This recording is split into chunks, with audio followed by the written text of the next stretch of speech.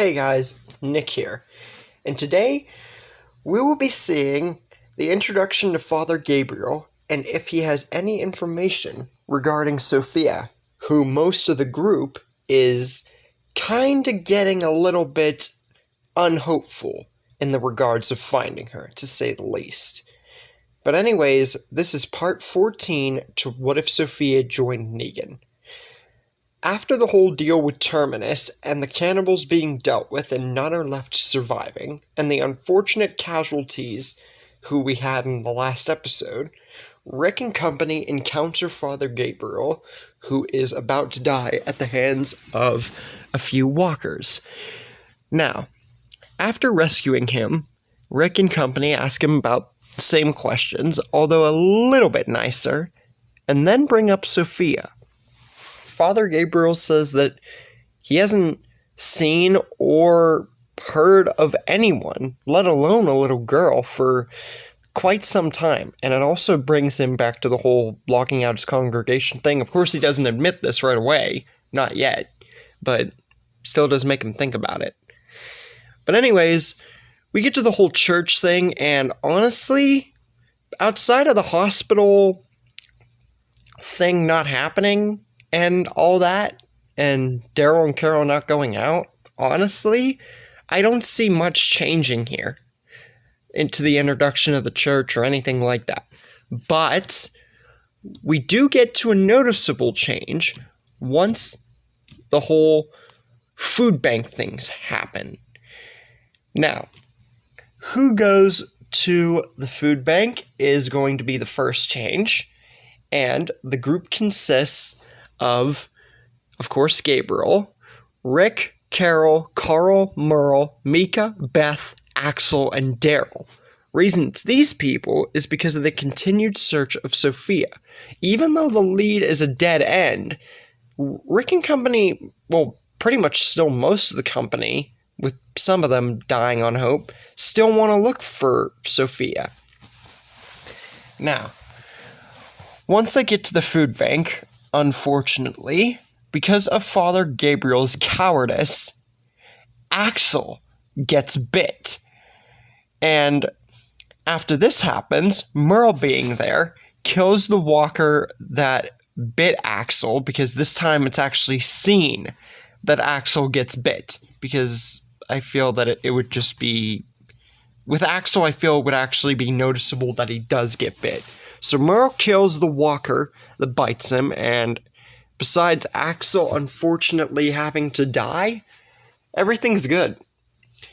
Carol and Mika unfortunately mourn the loss of Axel, because in pretty much the majority of my stories, he has meant a lot when it comes to Carol and especially Mika, taking on an adoptive father role and another relationship for Carol.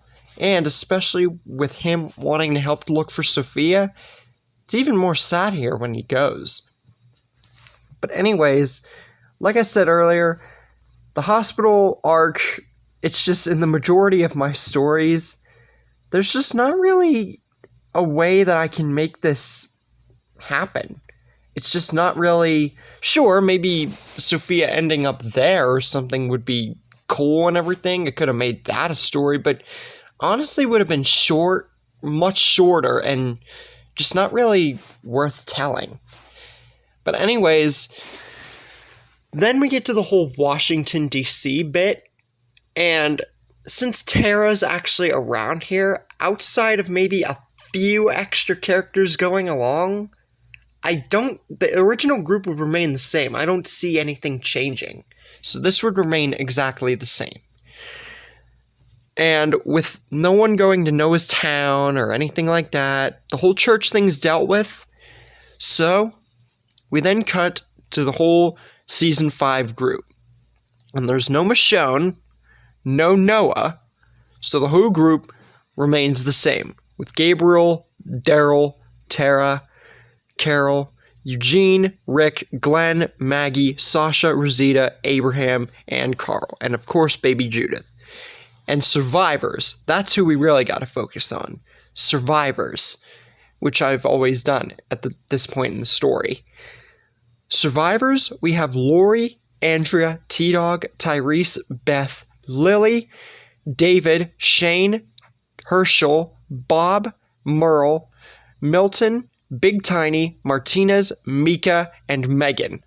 Some of these characters have never survived this long in any of my stories. Most of them have. So it's kind of like a 50-50 in this case of this story. Now, before we get to the barn and the whole Alexandria thing, here's another thing that we usually touch on, that we gotta touch on right now.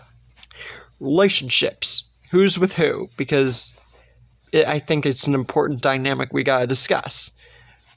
Now, Rick and Lori are still together. No more ups and downs, really, except maybe the whole deal on Sophia. And Rick would start to come to understand this with how long they've been looking. It's been really long at this point.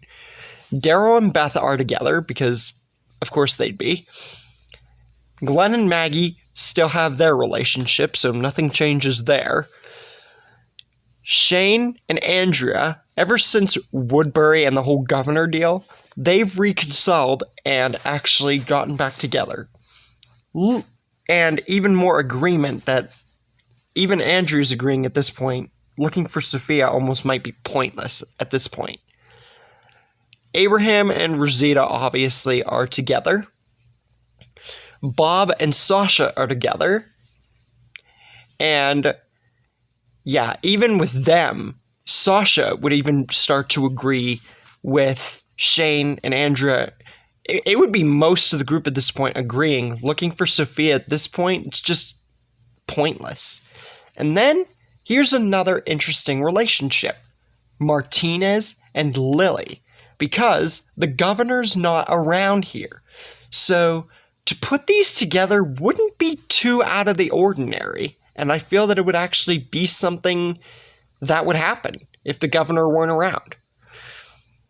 Now, with this huge group, not too much huger than some of my other stories recently, but with this huge group, we get to the whole barn scene, and that pretty much plays out the same way, except with additional people, obviously.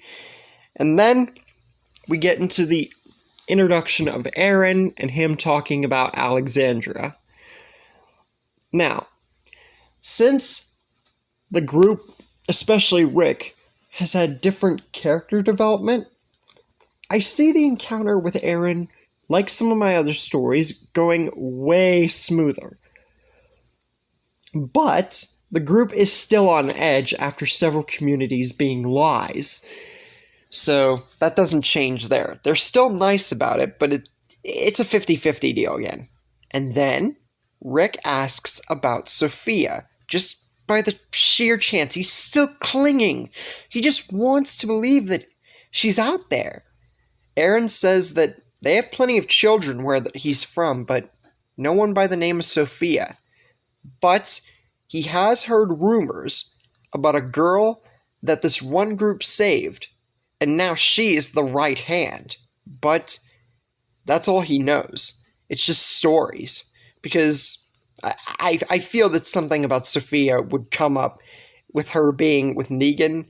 Negan's group would be well more made known, but Alexandria and them would still not know who Negan and them are.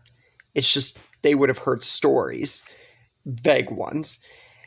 Anyways, do you think that's all Aaron truly knows? Or is there more behind it that he's just not telling them? Especially since everyone has shown to care about Sophia a lot. Or do you think that they honestly know nothing and that it will just be another dead end for the group to have to deal with? And that's where we leave things for the moment. Hope you guys like the little twist of Aaron knowing at least stories about Sophia.